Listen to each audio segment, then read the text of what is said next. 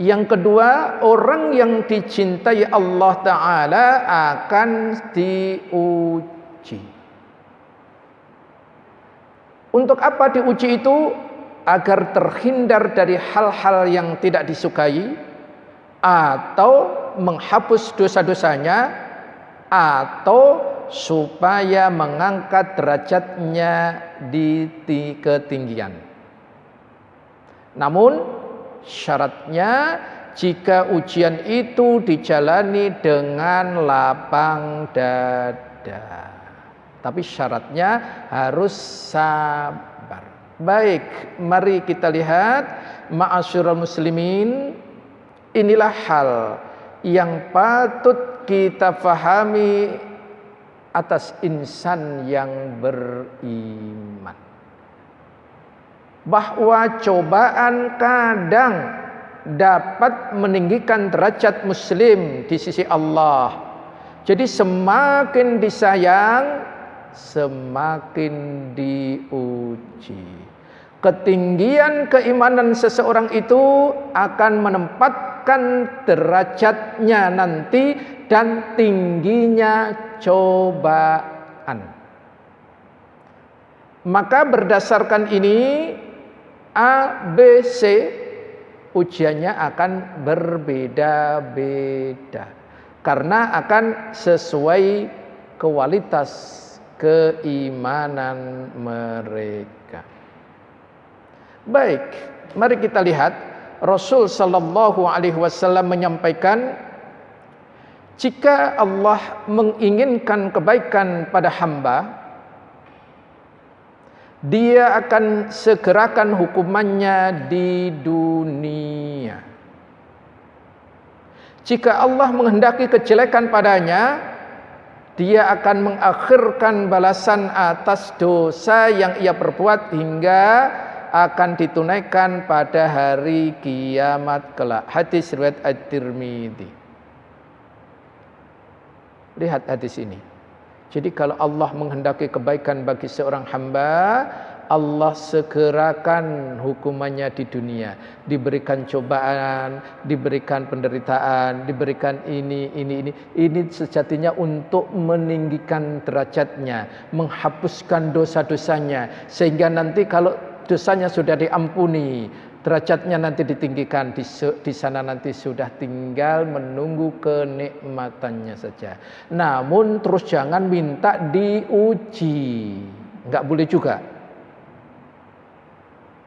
Namun ketika sedang diuji harus sabar. Itu kuncinya di situ.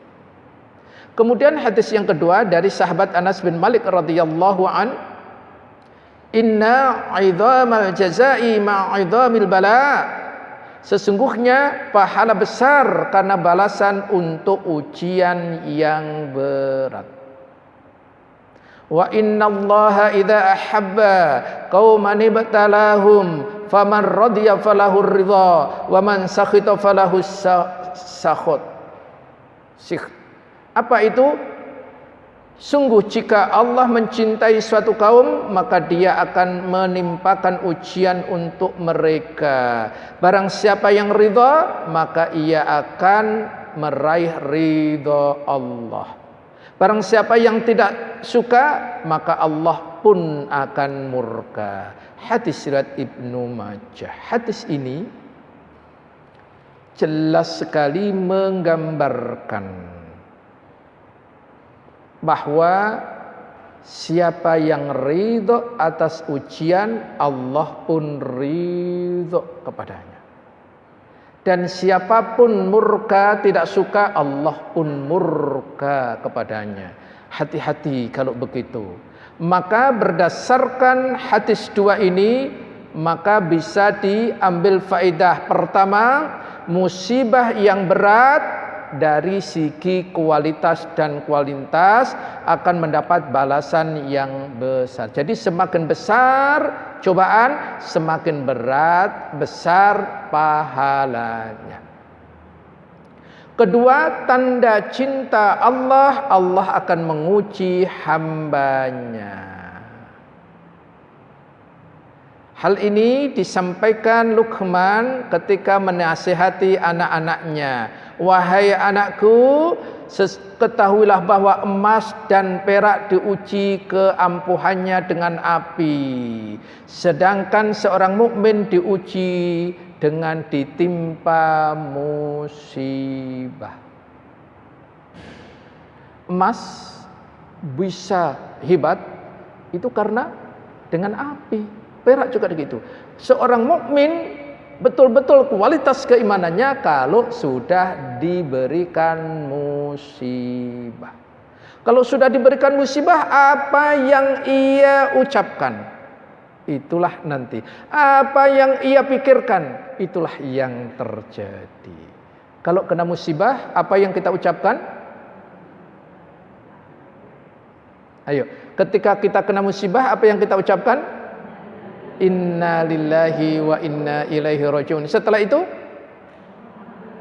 alhamdulillahi ala kulli hal. Ini selalu anak ulang-ulang guna untuk menanamkan. Ini loh metodenya. Kalau dua kalimat ini sudah kita ucapkan, Masya Allah, musibah itu akan mengampuni dosa-dosa kita, menggugurkan dosa kita, dan akan meninggikan derajat kita nanti di surga Allah. Itu ma'asyam. Kemudian yang ketiga, siapa yang ridho atas ketetapan Allah, Allah pun akan ridho.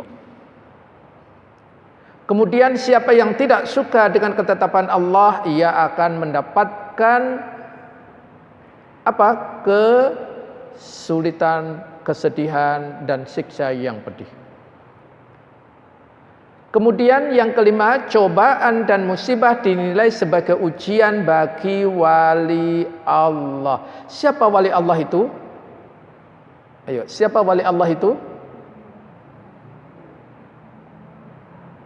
Wali Allah bukan hanya 9 ya Bu ya. Jadi siapa wali Allah itu?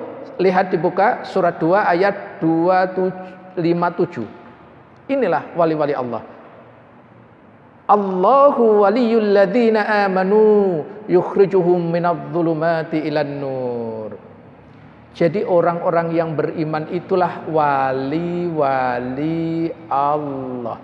Wali Allah akan kelihatan ketika diuji. Ujiannya apa? Bentuk musibah. Apalagi kalau yang dicintai sekali berupa kehilangan penglihatannya tadi. Kemudian yang keenam, jika Allah menginginkan kebaikan pada hambanya, Dia akan segerakan hukumannya di dunia dengan memberikan musibah yang tidak suka sehingga keluar dari dunia dalam keadaan bersih dan dosa. Ingat poin keenam ini jemaah. Jadi Allah menghendaki atas musibah bagi para wali-walinya. Siapa tadi wali-walinya? Orang yang beriman, agar ia dengan musibah itu keluar dari dunia atau meninggal sudah bersih dari dosa. Itu. Masya Allah kan. Yang ketujuh, jika Allah menghendaki kejelekan padanya, Dia akan mengakhirkan balasan atas dosa yang ia perbuat hingga ia akan ditunaikan pada hari kiamat kelak. Ini. Yang kedelapan, dalam kitab Tuhfatul Ahwadi disebutkan hadis di atas adalah dorongan untuk bersikap sabar dalam menghadapi musibah. Yang kesembilan, faedah hadisnya, besarnya pahala sesuai dengan besarnya ujian. Inna 'idhamal jazaa'i ma'a 'idhamil bala'i. Besarnya pahala sesuai dengan besarnya ujian. Jadi semakin besar ujiannya, pahalanya berarti semakin besar. Wallahu a'lam. Ini kandungan hadis yang kedua. Kemudian kandungan hadis yang ketiga. Surga merupakan pengganti yang paling agung. Bersenang-senang dengan pandangan mata akan sirna seiring sirnanya dunia.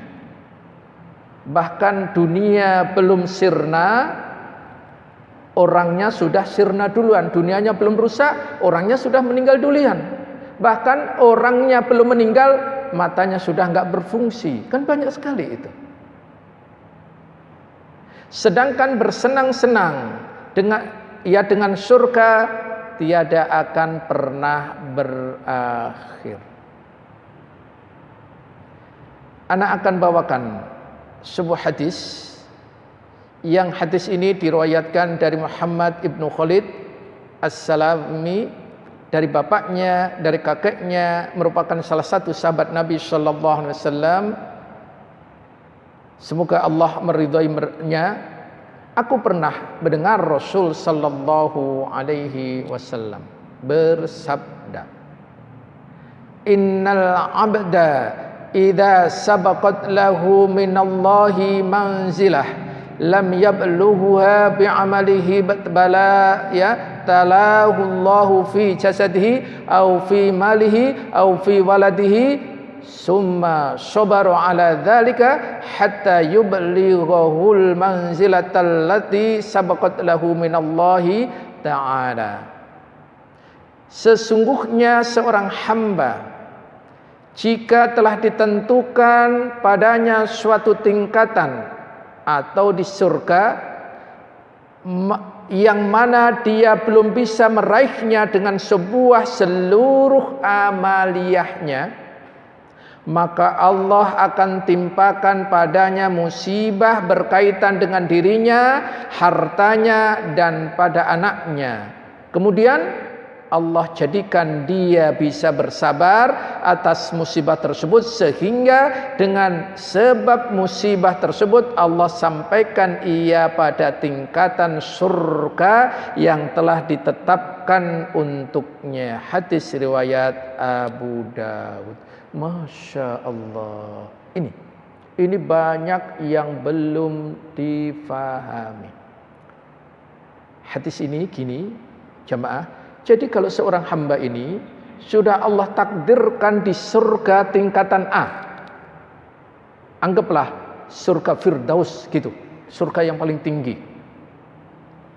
Ternyata amalan-amalan dari seorang hamba yang ditakdirkan surga Firdaus tadi sederhana sekali, biasa-biasa saja. Maka caranya Allah berikan musibah atas orang tadi. Apakah dari dirinya, hartanya, atau keluarganya. Dirinya misalkan diambil penglihatannya. Kemudian Allah berikan kesabaran atas musibah ini tadi. Maka dengan kesabaran atas musibah tadi, ia amalannya sederhana, tetapi dengan musibah tadi ia sudah mencapai tingkatan layak masuk surga Firdaus. Masya Allah kan. Inilah cara Allah yang begitu sempurna. Tapi ini jarang dipahami oleh kebanyakan kaum muslimin. Semoga kita bagian orang yang Allah berikan bisa memahami ini semuanya, insya Allah.